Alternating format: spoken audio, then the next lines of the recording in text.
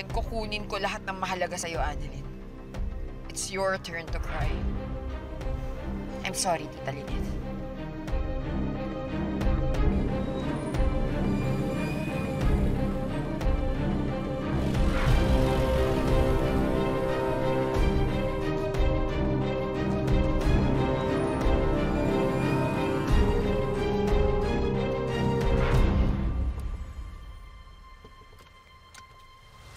Zoe! Joy, bakit?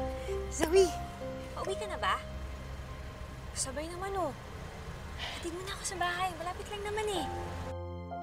Joy, ang lapit-lapit lang ng bahay mo. Maglakad ka na lang. Tsaka hindi pa ako aalis. Zoe, sige na. Malapit lang naman, eh. Hindi pa nga ako aalis. Maglakad ka na lang. Ito naman. Para kang others. Uy!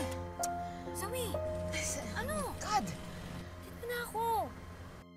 Lapit lang naman, eh. Para ka namang others.